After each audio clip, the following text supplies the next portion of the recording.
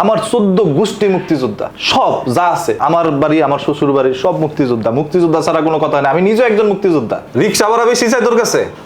হরতাল 2 জায়গায়, 3 দিন ব্যাপী টানা হরতাল। জয় বাংলা, জয় বঙ্গবন্ধু। আমাদের দিন ফিরে আসছে, আমরা আবার ক্ষমতায় আসছি। আপনাদের মতো যারা আমাদেরকে ওই যে স্বৈরাচার বলছেন, সবটির পতন ঘটাবো। তাদের মধ্যে কেউ কেউ কি আপনাকে পিতা বা বাবা বলে ডাকে? পিতা বা শুধু বলেই না, অনেকে এও বলে যে ওস্তাদ বা নেতা, ওর চেহারা তো পুরো আপনার মতো। তো অনেক সময় কনফিউশনে ফেলে দেয়। তো মাঝে মাঝে আমি ওর আম্মাকে দেখতে চাইলে যখন দেখি ভিডিও কলে, তখন আমি আমার কাছে খুব পরিচিত মনে হয় যে না, আমি মনে হয় গেছিলাম কোনো সময় ওই জায়গায়, তো এই জন্য ওইগুলা পয়দা নিয়ে নিছে। আমাদের সবকিছু রেকর্ড হয়েছে, এটা অবশ্যই পাবলিক হবে।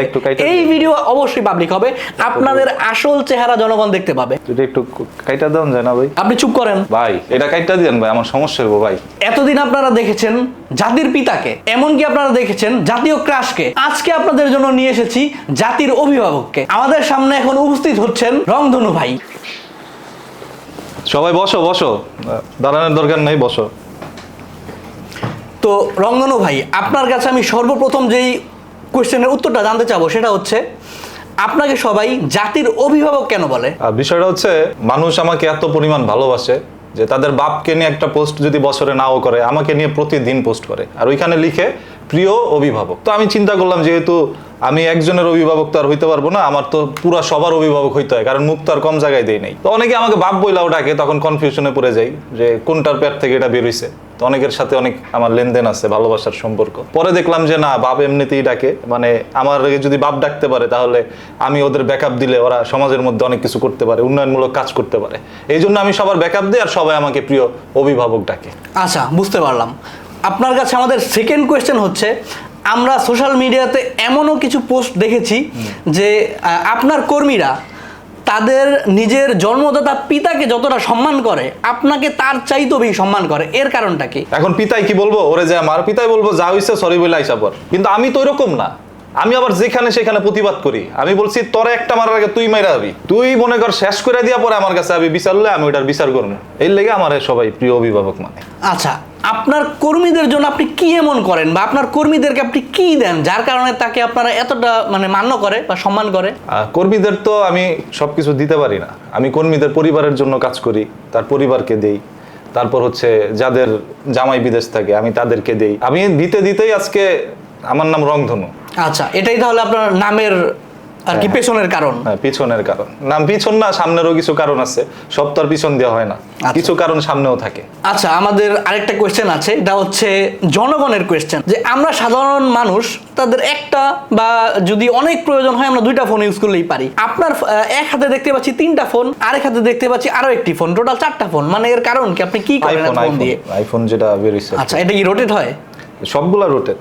ওকে, ঠিক আছে। তাহলে এই এতগুলা ফোন দিয়ে আপনি কি করেন? আসলে দেখেন, আমার তো অনেক জায়গা থেকে ফোন আসে। প্রথম ফোনটা আসে ইন্ডিয়া থেকে, তো ইন্ডিয়া সামলাইতে হয় আমার। এরপর লন্ডন থেকে ফোন আসে, এরপর হচ্ছে আরো কিছু জায়গা থেকে, গোপন জায়গা থেকে আসে। আপনাদের গোপন শো, এই গোপন জায়গা থেকে কিছু ফোন আসে, ওইগুলোর জন্য তিনটা ফোন রাখি। আর এটা হচ্ছে আমার একবারে পার্সোনাল একটা ফোন, এটাতে একজনের ফোন আসে, আমি বলতে পারবো না। আচ্ছা, আপনি বললেন যে আপনার ইন্ডিয়া থেকে কল আসে। ইন্ডিয়া থেকে আসলে কে কল করে? একটু দাঁড়ান। হ্যালো, কি হইছে? রিক্সা ভাড়া বেশি চাই তোর কাছে? হরতাল 2 জায়গায়, 3 দিন ব্যাপী টানা হরতাল। যদি না হয় পরের দিন কারফুজারি করবি, ঠিক আছে? হরতালটাতে লাগে দিয়ালো। আচ্ছা আচ্ছা, পরে ফোন দিয়ে, আমি একটা শোতে আছি, আবার লক্ষ কোটি মানুষ দেখতেছে। ভাই প্রশ্ন করে। আচ্ছা, মানে ঘটনাটা কি হলো, কে কল দিল, আমরা কি একটু জানতে পারি আমাদের দর্শকদের উদ্দেশ্যে? আরে এমনি আমার চেতুড়াই দিছে। আমার একজন কর্মী, রাজপথের লেউরার কর্মী, সে 17 বছর ধর্ষিত। এই লোকটাকে বলে ভাড়া দিতে হবে 40 টাকা। 20 টাকার ভাড়া 40 টাকা। তোরা যে ভাড়া দিতে, সেটাই তো তোর সৌভাগ্য। না দিলে কি করতি? রিক্সাই চলবো না দেশে। ঢাকা শহরে প্রায় 3 লক্ষ রিক্সা আছে। আপনারা যদি 3 লক্ষ রিক্সা বন্ধ করে দেন, তাহলে তারা তাদের মানে কর্ম কি করবে? তারা কিভাবে চলবে? তারা রাজনীতি করবে। রাজনীতি ছাড়া কোনো গতি নাই। এই দেশে থাকতে হইলে রাজনীতি করতে হবে, আমার মতো নেতা হতে হবে। আচ্ছা, তার মানে আপনি চাচ্ছেন 3 লক্ষ রিক্সাওয়ালাকে আপনার দলে ফেরাতে, তাই তো? হ্যাঁ, তাদেরকে আমি নেতা হওয়ার সুযোগ দিতেছি। এই পৃথিবীতে অনেক সরকার আছে, অনেক নেতাকর্মী আছে, কেউ কি এরকম কোনো সুযোগ দিছে? আমি রিক্সাওয়ালাদেরকে নেতা বানাইতেছি। এই সুযোগ একমাত্র আমরাই দিই। আচ্ছা, দর্শকদের উদ্দেশ্যে জানিয়ে দিতে চাই, আজকে আমাদের সামনে যিনি আছেন তিনি আচ্ছা, আপনি কোন পার্টির লোক? আসলে আমরা তো অনেক পার্টিই করি, আর বিশেষ করে একটা পার্টির নাম বলে আমি এখানে সমঝোতা জড়াইতে চাই না। আমি চাই না দেশের মধ্যে আমাকে নিয়ে কোনো আন্দোলন হোক। আমি সবসময় ভালোবাসা, শান্তি চাই। তাই যেদিকে শান্তি, আমি আছি রংধনু ভাই। তার মানে আপনি যখন যেখানে সুবিধা পান মানে সেখানে আপনাকে দেখা যায়, আপনার নির্দিষ্ট কোনো পার্টি নেই, নির্দিষ্ট কোনো দল নেই?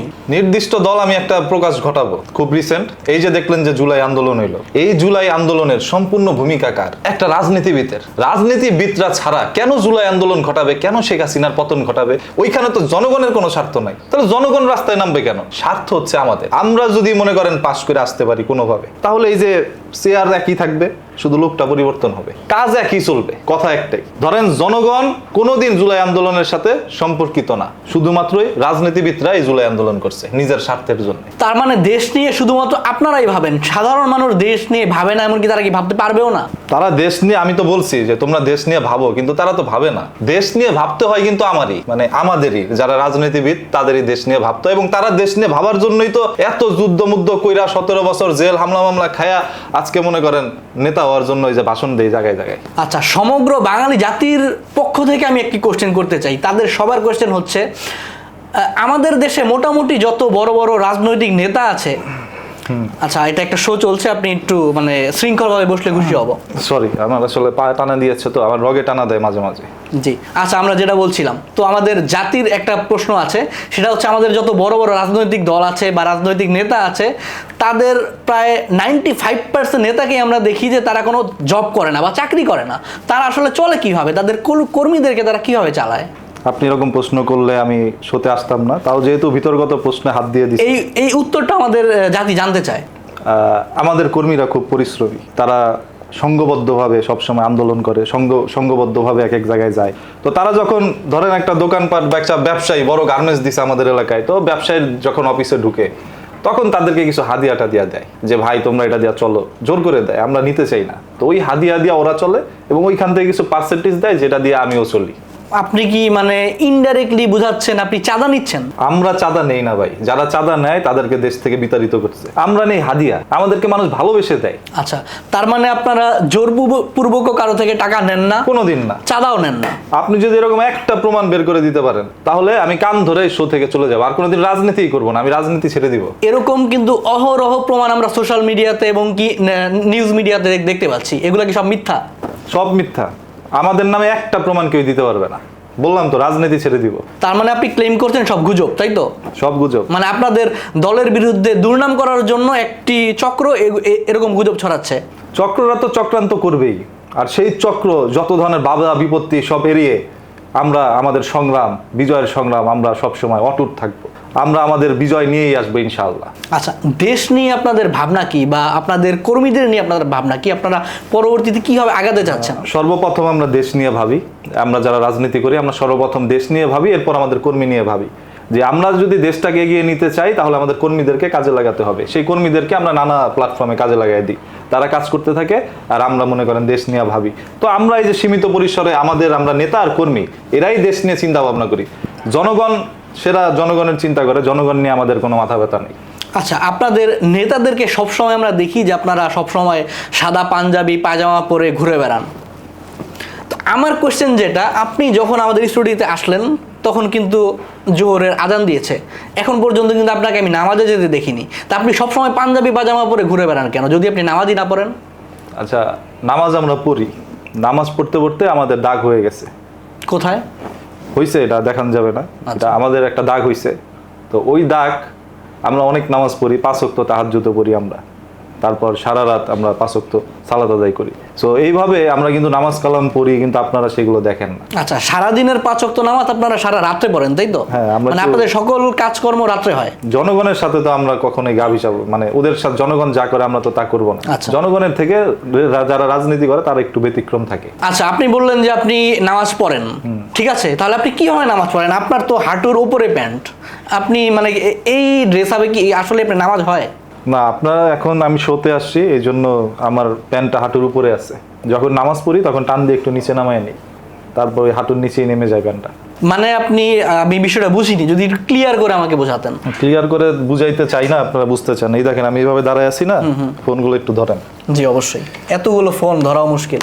2-4 কেজি হবে। জি। এই দেখেন আমি যখন এইভাবে থাকি, এরপর আমি একটু জাস্ট এটাকে একটু টান দিয়ে এই যে এইভাবে নামায় নি, দেখেন এখন ফুল প্যানের মতো হয়েছে।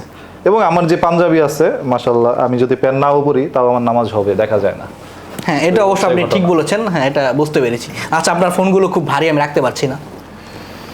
সবাই কি আর ওজন নিতে পারে নেতারা ছাড়া?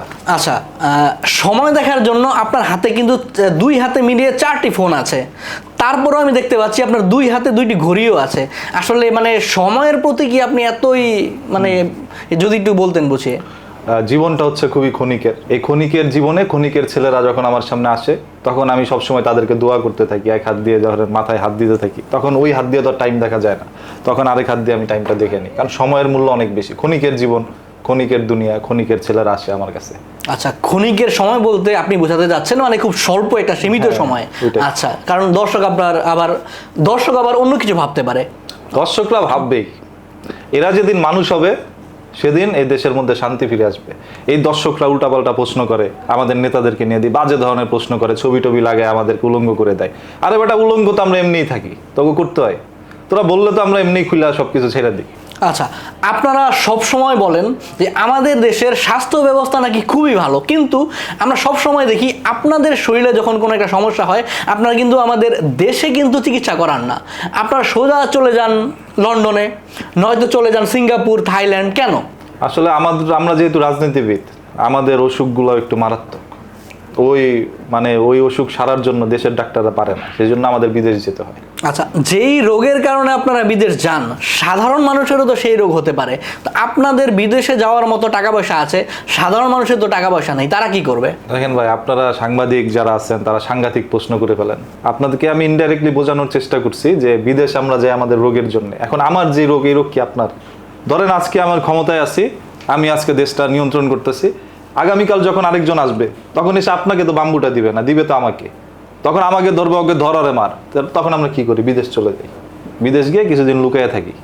আচ্ছা, তার মানে আপনারা হচ্ছে রোগ জাস্ট একটা উসিলা মাত্র। হ্যাঁ, ওইটাই আমাদের বড় রোগ। ধরেন আজকে 5 বছর আমি খেলাম, 5 বছর ও খাবে, 5 বছর আমি পলাইলাম, পরের 5 বছর ওই পলাবে। এই রোগে আমরা সবসময় আক্রান্ত থাকি। ভাই, আমার আবার যে পাটা ব্যথা করে, তো আমার একটু পা রাখার জন্য যদি একটা ভালো জায়গা থাকতো তাহলে ভালো হতো, আমার রগে টানা দিতে। এটা একটা স্টুডিও, আপনাকে এখানে শৃঙ্খলা বজায় রেখে বসতে হবে। আমি অনেক শৃঙ্খলা বজায় রাখছি। এটা কিন্তু সম্পূর্ণ রেকর্ড হচ্ছে আপনার, এটা কিন্তু দর্শক দেখলে।